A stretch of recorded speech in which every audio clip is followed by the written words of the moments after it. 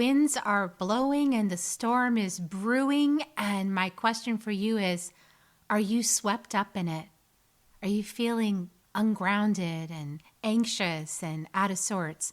Today's guest, Rochelle Christiane, is going to help us sort through that to get back into our center, into that still, quiet place where we know our own truth and our aligned actions to take. Join us to find out more. Soul Nectar Show, the Soul Nectar Show. You're invited, delighted to discover who you are. Anything is possible if you believe. So join us on this beautiful journey. Soul Nectar Show, Soul Nectar Show. Well, hello and welcome to another episode of Soul Nectar Show. This is your host, Kerri Hummingbird, and I'm so glad that you're joining us right now. Today's episode is about that feeling that we have in the collective right now of being swept up in a storm, and that feeling of just chaos and turbulence and ungrounded is like sweeping us off our feet, pulling the rug out from underneath, don't know what's next. Where are we going from here? And that, what do you do? What do you do when it's like that? And it's like a barrage of everything coming out and just the veils being lifted and everything's being revealed. And what's so interesting is like how I think everyone's getting lessons right now. Nobody is 100% clued in. And so everyone's getting this experience of like the veil being removed and, you know, not seeing that before and seeing it now. And then what do we do now that we see that? And how much more is there to see? And how much more is there to reveal? And what do we do when there's just overwhelm from this barrage of stuff? And what came up this week with some of my students in the inner medicine training was this insight came through. The guides showed me like a barrage of fireworks. It's like at the end of a fireworks show, it just goes, you know, and you have this like massive fireworks display. It kind of feels a little bit like that right now, though it might not feel quite as celebratory. So I wanted to bring in my friend, Rochelle Christiane, who is a human design mentor, a certified integrative nutrition health coach, and a single mom. So like all of that plus a single mom.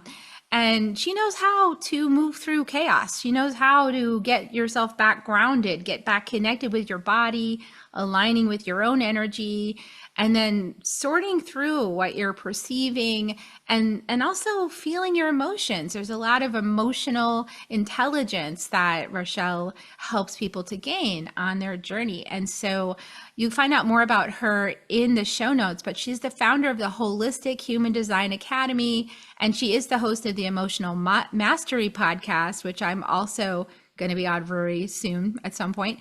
And so we'll be doing a swap. And so I hope you guys enjoy this conversation and you get some good insights from today. I'm looking forward to seeing what you're going to bring, Rochelle. Yeah, thank you so much for having me on. Yeah, I'm excited to see you and have you again and reconnect. And I think we traded podcasts around like 2020 and it's been a while now. So back together again. And yes, I wanted to, you know, just have you give a little nutshell, because there's another episode that features Rochelle, and I'm going to put the link in the show notes so you'll get her whole story in that episode. But give us a little recap for those that maybe missed that episode and haven't met you yet. Tell us a little bit about how did you get started becoming everything that you're doing right now so that we can, you know, we can get to know you a little bit better. Yeah, well, as you could probably guess from the name of the podcast, Emotional Mastery, emotions have been the story of my life. They've always been out of control. I've never felt like I could regulate them. I didn't even know what emotional regulation was. If you'd asked me like 10 years ago, I would just be like, what, huh? Like, we don't have to feel like this all the time. And, you know, I was kind of led through, or I guess I called in some very unhealthy relationships when in my 20s. And it got to the point where I just sort of like woke up and I realized I didn't want my kids to think that this was what a relationship would be or should be. And so I packed up everything I could and I left. And that's sort of the start of my journey. I started meditating, I started journaling, I started doing all of the things, but there was still a piece of me that I just wasn't accepting myself yet. Like I had started the emotional regulation, I'd started moving my body, all those things, but there was something that was just like hadn't clicked. And then this thing called human design fell into my lap in end of May 2018 and just changed my world. I saw reflected in this system all these aspects of myself that I had rejected for so long. So it's just this sort of acceptance of who I was. And I feel like once I could then accept myself, I was really able to come into my body and do the work. And so it's been a journey, and it's still a journey. You know, emotions are very loud. They can be. And so there are some days where you wake up and you're just emotional and you don't know why. And it's just easy to blame everybody else, but it really comes back to that like stillness and come back to your truth and just to like watch them. So that's sort of been my journey. And that's how I guide people using astrology and human design to come into their bodies, to know themselves, and to be sure of like where they stand so that all the outside noise can just surround them, like sort of like you talked about that storm, right? We're in that storm, but like, can we stay here, right? Can we stay centered when everything around you is just chaos? And so I think that's, you know, been a journey of my life, and especially right now with all the transits and the astrology and just things that are happening in the world. You know, you look around and it's easy to see chaos, right? But ultimately, really, if you're centered, like you get to choose what you see, you get to choose what you call in. And so that's sort of been the focus of late. That is a great summary of your journey. Thank you so much. And, you know, so let's just break it down. I mean, we are in 2025, which is a year of the serpent. Yes. So it's Chinese medicine, year of the serpent. That energy is like, I mean, Sachamama, great serpent, helps us shed that old skin, right? She helps us to shed that old skin. She comes through, she says, what are you holding on to that doesn't serve you anymore? You know, what's your identity? What's your, you know, your narrative, your story, you know, your history? And we're going to release that now, right? And so we're seeing it. We're seeing it front and center. Like our nation's whole history is being just played out on the screen, literally at the Super Bowl, you know? So it's like, wow.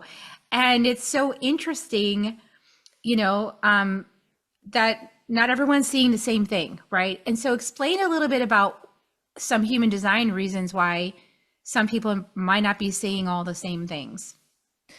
Yeah, I mean, first of all, I didn't watch the Super Bowl, but I keep hearing all these things, so I almost want to go back and actually watch it, because I think it's really interesting to hear those things of like how it played out. I don't know, that's side note, but as far as like human design, I think that, you know, a lot of us are taught as we're growing up to move from a place of logic, right? To move from our mind, to make decisions from our mind. And yet a lot of times we hear super successful people will talk about, oh, I trust in my gut.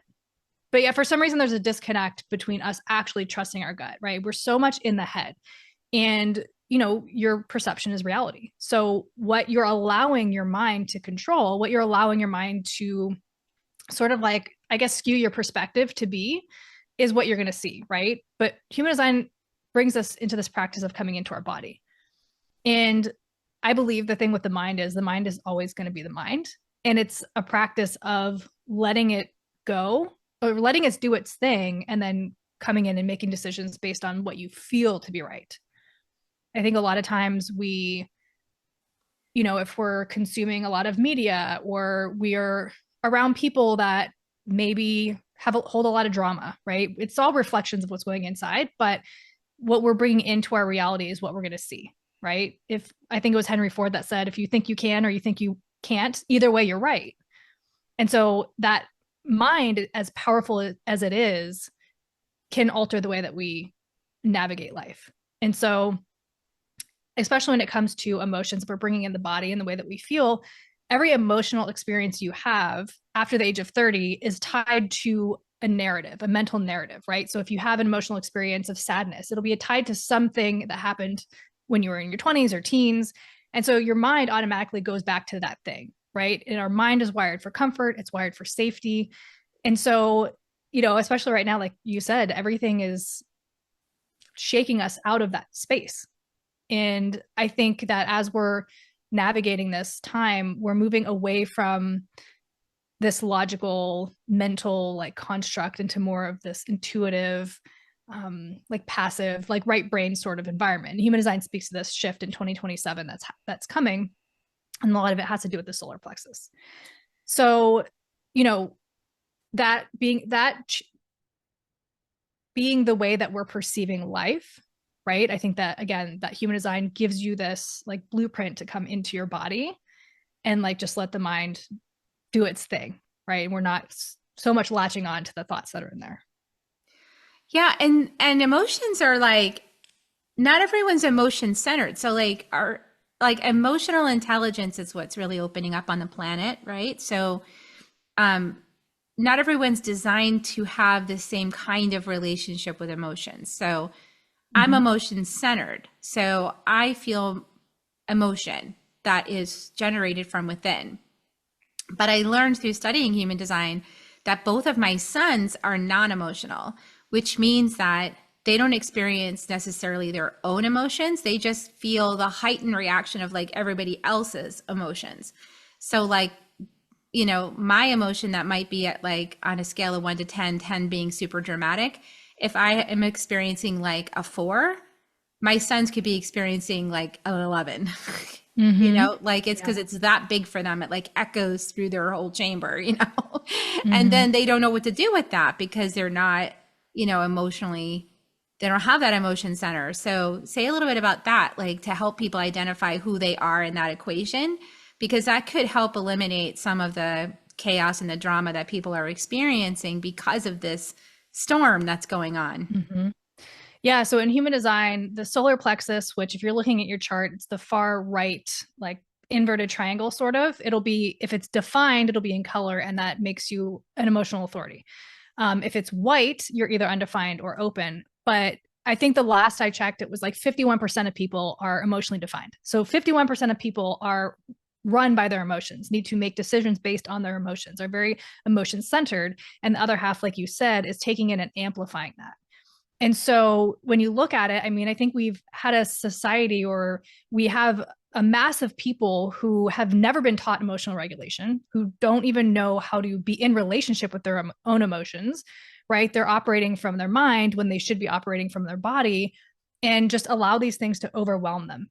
And with it being about, 50% of the people who have that defined, it really is, I believe, on the emotionally defined people to get in right relationship with your emotions, because we're setting the bar, we're setting the pace for those who are taking and amplifying those, right? If I'm constantly feeling angry or resentful or bitter or whatever, and people who are not defined are coming in and amplifying that, right? We're creating a culture of people that are angry or that are bitter or whatever it is, or that are burnt out, exhausted, all these things. So it's so important to like come in there, and really what the emotional wave is, the one of the key phrases is like there's no truth in the now, right? Understanding that whatever you're feeling right now is your emotions. And sort of going back to your previous question, as far as like perspective, right? When we're in an emotional wave, if I'm in the high of my wave and I'm just like, everything is great, I'll look around the world and I'll see things that are great because that's where I'm looking at it from, right? So like this looks great. Now it looks great, but we're not supposed to make decisions out of that space, because maybe the next morning we wake up and then we're low. And then we're seeing everything around us that is in that lower place, right?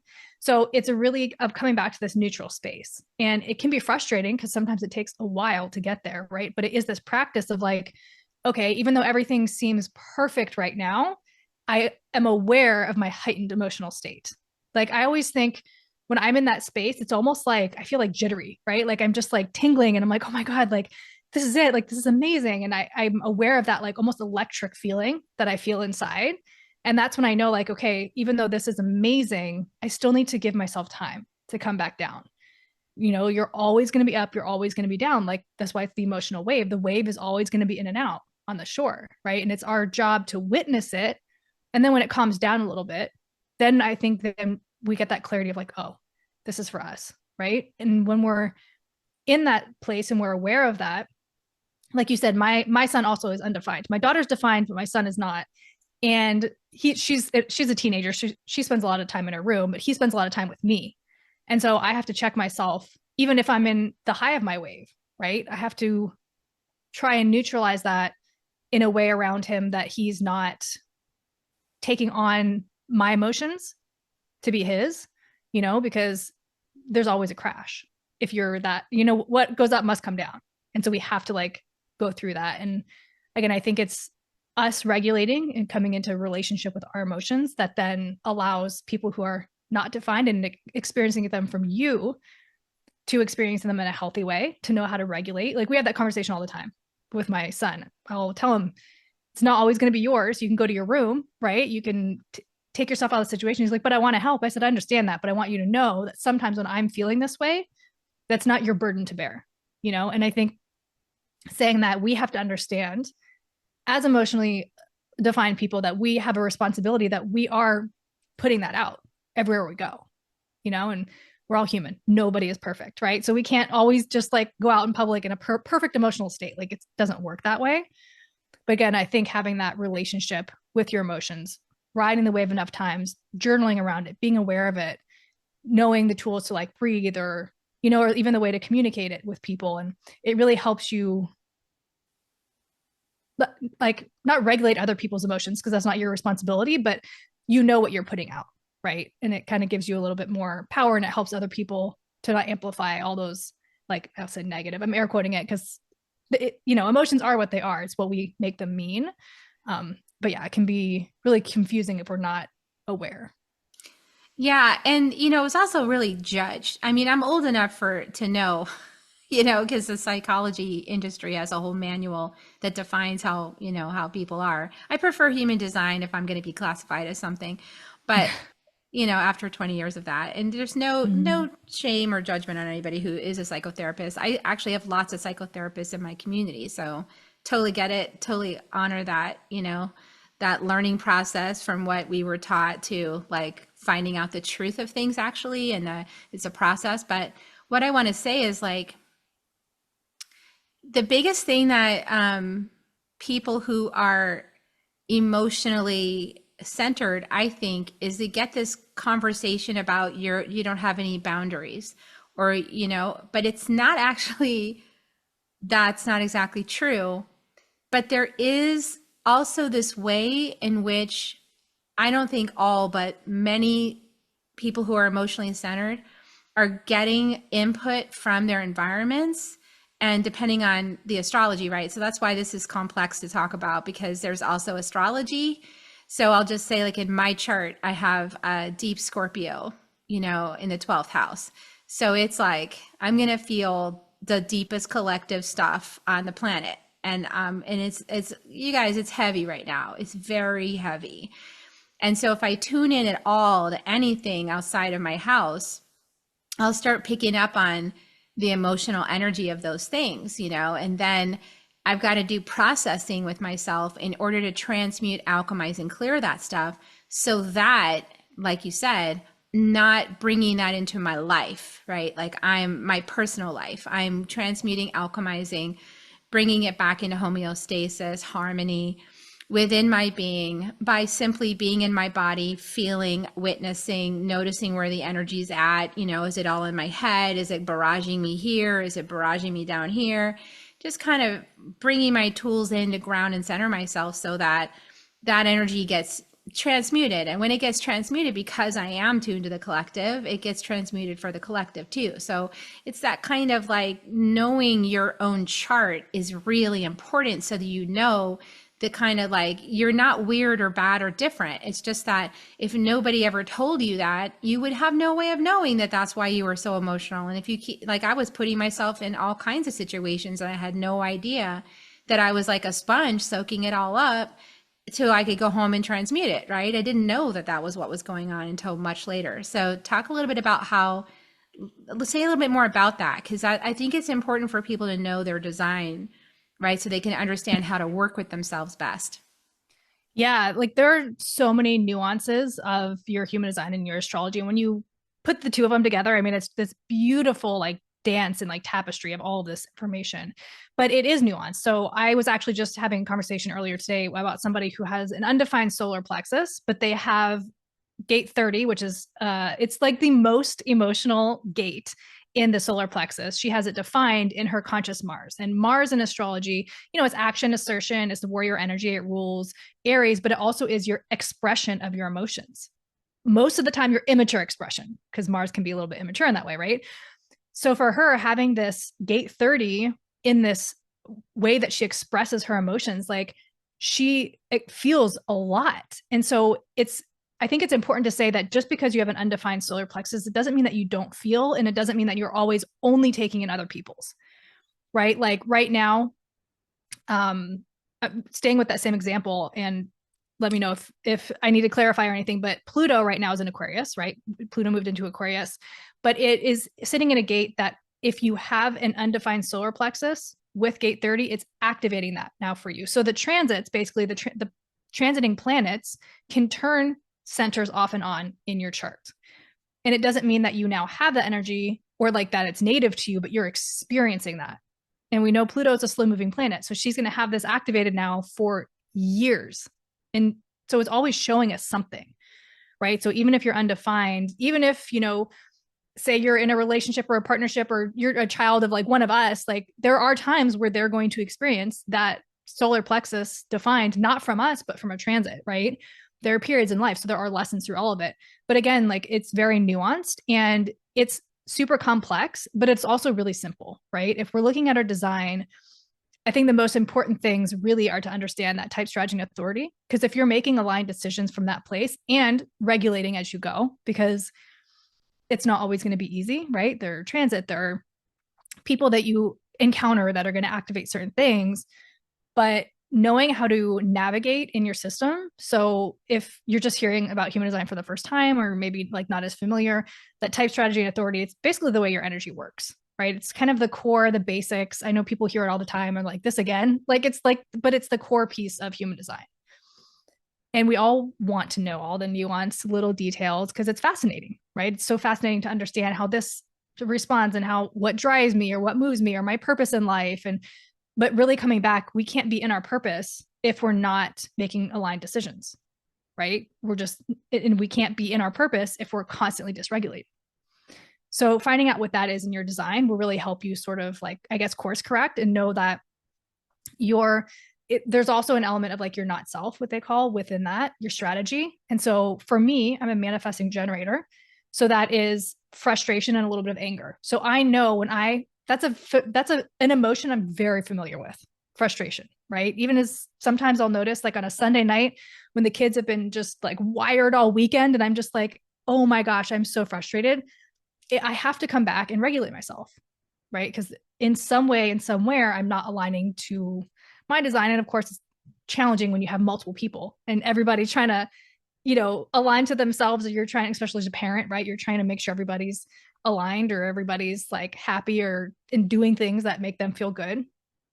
But again, that like coming back to yourself so that you can get to that like neutral space. And then you can see with more clarity what that is guiding you to do.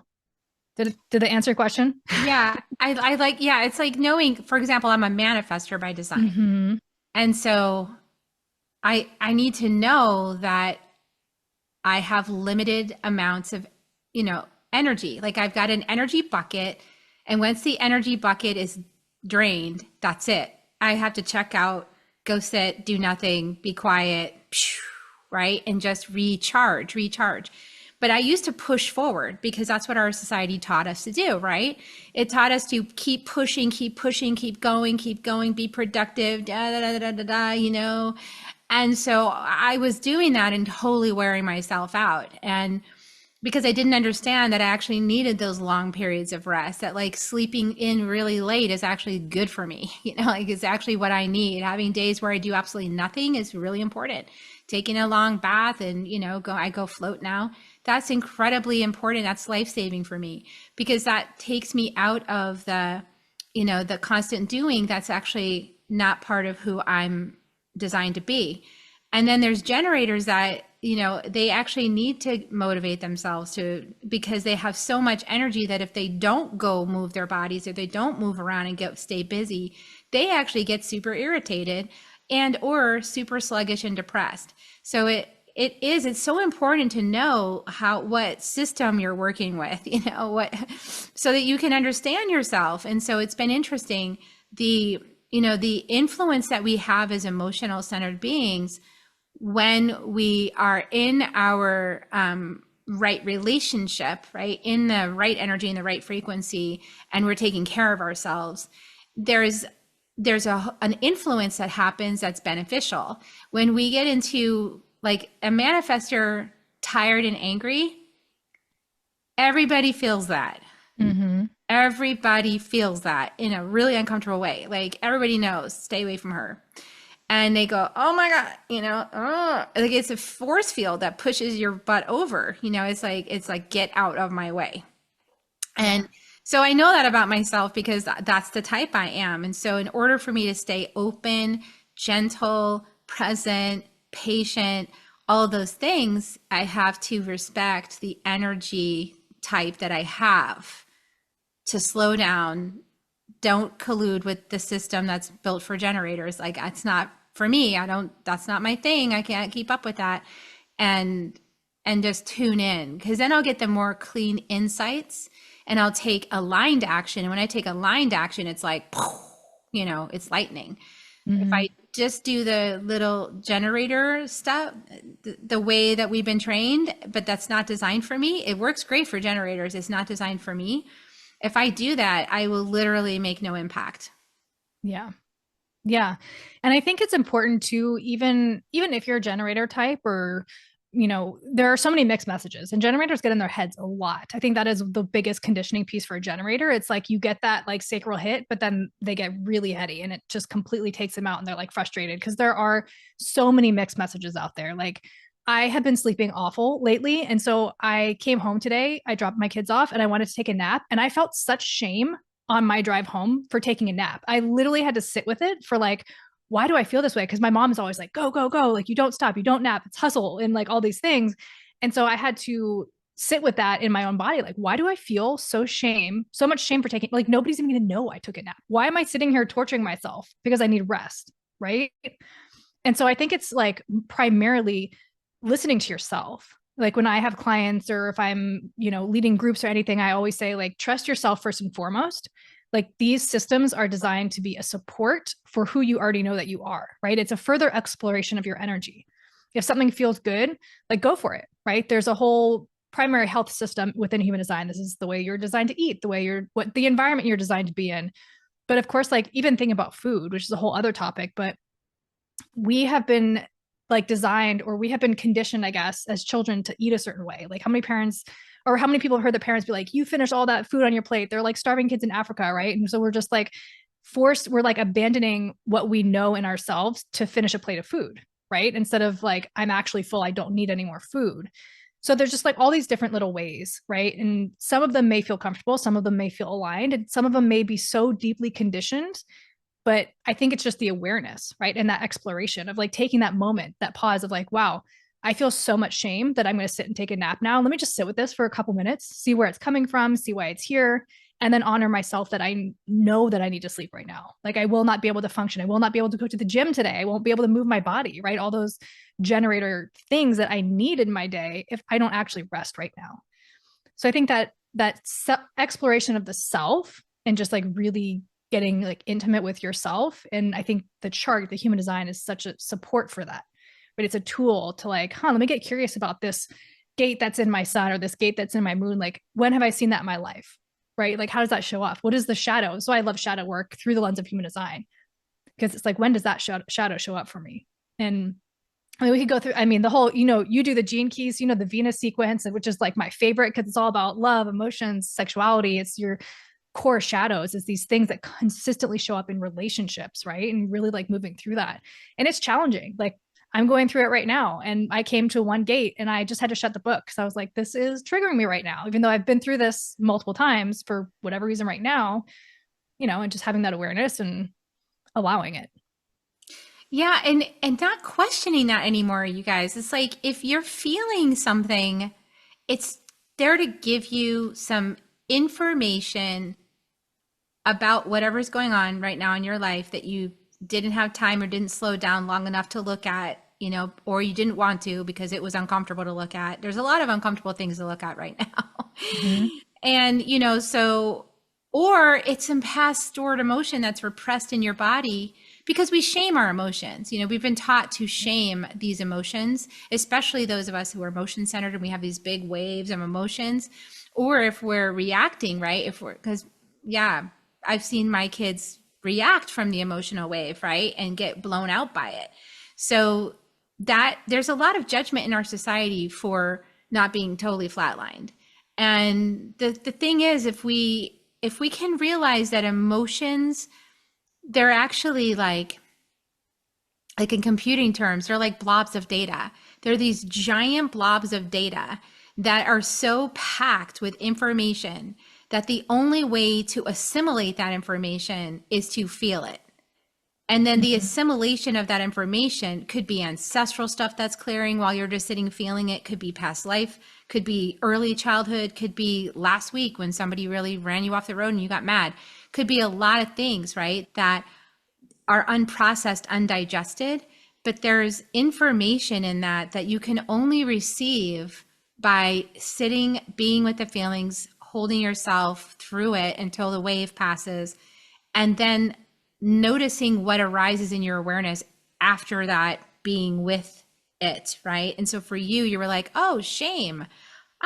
Let me feel that, right? Let me just let shame take over for a moment and just kind of have its way with me and just move through me without me trying to fight it. And then, okay, what's the information shame wants to give me? Oh, well, then you came up with the insight. Oh, my mom was always telling me, go, go, go, do, do, do. And I realized I was giving myself the same rule. Well, then you can change the rule. Like, then Mhm. you have the power to know exactly why the shame is there.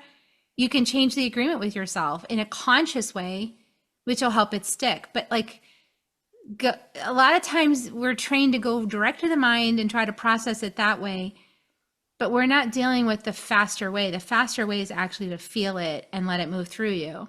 And granted, it can be intense, right? To feel some of the stuff going on in the collective right now.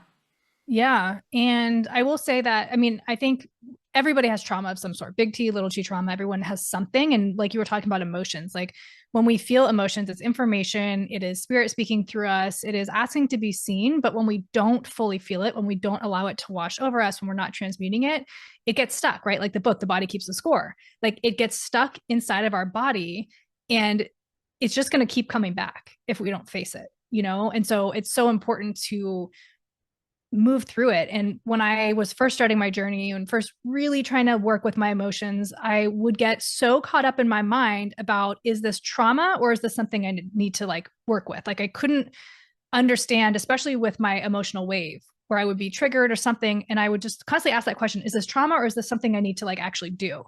And I finally got to the point where I was like, you know what, whatever comes up, trauma or not, I'm just going to listen to it. I'm going to allow it space. I'm going to stop what I'm doing because I think it can be confusing where is this a no or is this a no based on my past experiences, right? But either way, your body wants you to hear it. And so I stopped resisting and I stopped just over questioning like, is this trauma or is this a no? Or, you know, I stopped like driving myself crazy with that and I just let it be. And when I did that, and when I actually listened to my body, it was almost like my body was like, huh, she's listening, she's giving us the floor, like let's move through this, right? And that completely changed my relationship with my emotions. Like there are still times where I self-sabotage or the trauma shows up or whatever, but again, like it's that pause and that awareness of like, okay, something feels off in my system, and instead of making a reactionary decision right now, I'm just going to let it be and I'm going to journal around it or whatever to just come back to myself and let it have its say, and just like listening to what it wants to say.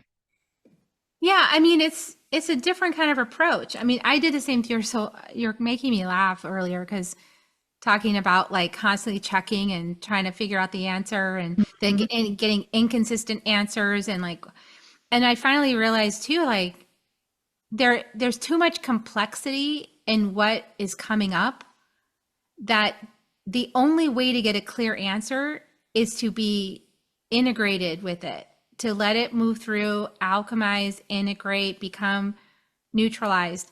And then from that quiet space, then it's much easier to get a clear answer or an insight, or to use the pendulum and have it be accurate, you know? So there's like, it's being able to be patient enough with yourself, basically, you know, Yeah. patience with the process and giving ourselves way more space. And interestingly enough, we live in a matrix that doesn't give us very much space, right? Like it's trying to keep us from exactly this kind of deep self awareness, witnessing, presence, compassion, you know, stillness. It's trying to keep us out of this deep space because that's where the real power is. The power lies in that self that's beyond the sort of like da da da da da da da da da, you know, of life. Mm. Like it's beyond that. It's expansive. So, Yeah. you know, I think that people, like when you know that you're in the dust storm, right? Like you're on the outside of the storm, right? Is when you feel like overwhelmed, right? So how do you give us some descriptors for like how people can know that they're in the dust storm, and then how do they get in the center? Yeah. So, well, one thing I will tack on to sort of what you said is to remember that too, like our emotions, whether it's grief, whether it's fear, whether it's heartbreak, actually our brain registers them as physical sensations, right? So there's an actual physical um, safety issue, I guess, that our brain associates with it. You know, you ever think of like when you like have that heartbreak of like, you know, you broke up with someone and it's just like you feel it in your chest, right? Like you actually physically feel that pain. So it's like emotions are a thing, right? But they're actual physical too. And I think like just writing that to get to that space of like knowing when you're in it and when you're outside of it. And what I think that you're referring to is being in that kind of the roller coaster of the wave and knowing when you can come to that place of clarity and understanding that. I think just tracking that wave. So if you're emotionally defined, tracking it, right, is really helpful to know like, and it's not to say that you're going to know, oh, next Friday is the day that I'm always emotional. You know, like it's not predictable. There are things outside of you that can trigger it, but being aware of like when you're really high or when you're really low or when things are sort of rocking you. And I think having tools that will bring you back to that neutral space and just getting familiar with that feels like. Like for an example, I was in a relationship for a year and it took me a year to like fully feel everything I had to feel to understand it wasn't for me, to be able to be at peace with the decision to leave it. Because sometimes it's really hard, right? Like people aren't, you don't have to be in a bad relationship to know that it's not for you, right? And our mind gets in the way. And so I think when you're consistently practicing to come back to yourself, when you're consistently, whether it's journaling or tracking or just taking note of like how you felt during the day, coming into your body and really getting familiar with what that neutral space feels like, to hear that like calm, knowing voice or feeling or whatever it is that gives you your truth, and just like practicing on coming back from that over and over, right? And like this year, it's a lot of, like you said, it's a lot of shedding, it's a lot of removing things, maybe a little forcefully from our lives. And so this practice of riding the storm and coming back to that neutral space and having awareness of when you're there and being able to bring yourself there, even if it's for a moment, right? Like sometimes when we're in meditation or if I'm in the high of my wave and I come meditate, there's maybe just a 30-second window that I can bring myself back to that. And then I'm like up again or low or whatever. But I think it's the practice of coming back to there that gives you awareness of where you're actually like where your truth is, and to be able to like just again just have those tools to come to that space. Yeah, I love that. Thank you for that. And I also know that because you're working at all levels, right? So you're working at understanding yourself cognitively, you're working at being present with your body, being with your emotions, right? And so that also includes nutrition. So I don't know if you want to pop in a little bit of your wisdom there because we're almost at time, but I Yeah. feel like there's that missing piece. Mm-hmm. And what do you want to say about that for these times? What would support people to be more grounded and present during this time so that they're less likely to get so swept up in the storm? Yeah. So, you know, food is a tricky one because if we're giving up alcohol or we're giving up cigarettes, we can just stop going to places where they're served, right? We need food to eat. And So food is a tricky one in just that it's really hard to, we have emotional eating, we have things that we eat when we out of habit or mindlessly eating, whatever these things are, right? But I have like a checklist, and I can share the checklist with you that I created for one of the workbooks that I have. But I have a checklist of like when I'm feeling emotional, it's like one of the first things I go down, right? It's like, did I drink enough water? What did I eat? Like really being honest, did I have a lot of sugar? Because that will completely disrupt your system. Did I drink alcohol? Alcohol will mess with your emotions for 2 days, right? So sometimes like I have been on an up and down journey with being sober and not, and I had one weekend or one night that I drank in 2025 so far. But I was thrown for 2 days. And so I had to have grace with myself that, like, okay, I'm in a really intense low right now. And it could just be that my system is dysregulated from the alcohol that I haven't consumed in X amount of, time. So I think like going through that and, processed foods and really trying to eat clean food. Because when we're talking about the system and we're talking about, governmental things, like there is a reason why our food specifically here is keeping us in this loop that we're in, right? Like a lot of other countries, if you look at it, a lot of other countries don't sell the same foods because there are ingredients that we have here that aren't there, right? So I think that cooking at home is really great. Finding foods that what's in it, right? Like whole foods, actually whole foods. And there are places that you can go, for restaurants that will serve these types of foods. But I do think that is a really important factor because also if our system is so disconnected through alcohol, through sugar, through processed foods, we can't actually connect with ourselves. It's like this blocking thing, right? Like I always think like at the end of like before I quit drinking so I gave it up for a full year, but right before that, I kept noticing every time I would drink, I felt like this layer on top of my skin where I felt like I couldn't energetically push past that.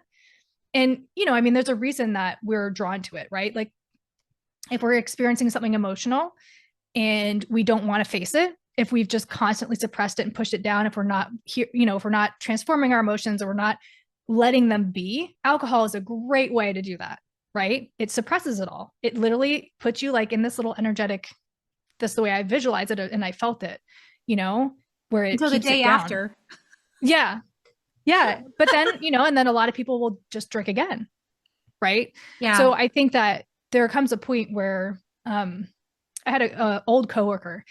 His brother was like forced to quit drinking for some reason. And I guess he called him and he was like, I have never had to face myself like this in my entire life. Because when you remove, it can make people crawl right out of their skin. Yeah. Yeah. It's really challenging, really challenging. Like in, food, alcohol, if we're bringing in, health, things like that, like there are a lot of, and there's so much in Pisces right now. And one of the shadows of Pisces is addiction and escapism. So I think that we're really having to focus, or it's being highlighted right now. Like, what are you doing in these moments? Are you escaping? Are you suppressing? Or are you allowing yourself to feel? So it is a practice. And I think that when you can get out of those places a little bit, right? When you can maybe commit to 5 days without alcohol or a weekend without it, and you come to these moments where you actually feel your true self without the interference, then it just gives you that gauge to come back to, right? But I think having compassion and having awareness of these things that do take you out of your own system is helpful. Yeah. And that discernment, because it takes a little while to get aware of all this stuff at a nuanced enough level that you can detect it pretty much right away. Mm-hmm. It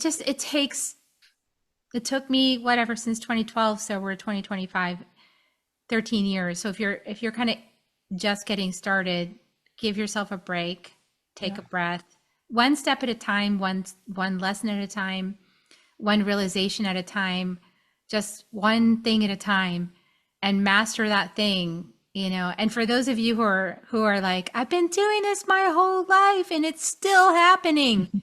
I think we just have to admit that this is part of the process. I mean, this dust storm it's very windy and dusty, and there's a lot going on.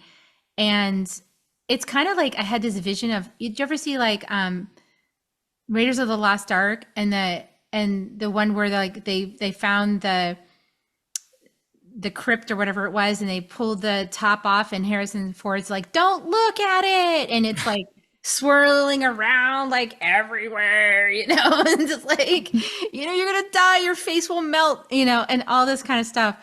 I really feel like that's an apt metaphor, for what's going on. Like take a social media fast, or, pick some places to get your news from that you feel are very clean, and how you would know that is that they're not sensationalized. My tip, it's not sensationalized. It's just factual, kind of grounded, present details, stuff like that. Like the world is not broken kind of messages. Mm-hmm. I think that's helpful. If it's sensationalized, it's probably based in fear. Yeah. And just take a break, right? Like don't go all the way in it. That's the thing I have to tell myself, because I have this ability to go like in deep to things and like see all the way to the bottom of it, And so if I go in, I'm like in it. And I have to just go, okay, Kerri, now it's time to cleanse and purify myself from all the things I witnessed, and just release it. Let Sachamama shed that skin, shed it. And then just trust that this is part of the process that we collectively need to go through for kind of us all to get on a similar page about like how we want to treat each other, and how we want this new earth to be, and how we want to go about things. And we got to go through the process to experience it, to know, right? So we're kind of in the body with the emotions and the mind chitter chattering and all the stuff, right? Like it's just the experience. Yeah. And I think you nailed it, right? Starting small. I think it was like James Clear's Atomic Habits, I think, where he talked about willpower. And willpower isn't the ability to be like, I am just never going to do that thing ever again in my life, and I'm perfect and whatever. Like he talks about like muscles, right? When you're strength training, like muscles will eventually fatigue, right? Like if you constantly put yourself in the arena with the thing that you don't want to be consuming anymore, you will eventually give in, right? So it's more has to do with the willpower. If like, just for example, the alcohol, like if I want to stop drinking, willpower isn't me constantly going to a bar and saying no, right? Eventually you're going to say yes. Willpower is being like, okay, I know that I don't want that thing. I'm just not going to go to bars. I'm not going to put myself in situations where I'm tempted, right? So it's like you said, choosing one small thing to focus on and work with and explore and experiment with. And yes, like we're human. The purpose, I feel like, that our souls are in these human bodies on earth is to experience the material and to experience emotions. It's not supposed to be easy. So have grace that you're going to cycle through it, right? And just one step at a time, one foot in front of the other. Yeah. And if you're tired, then take a nap.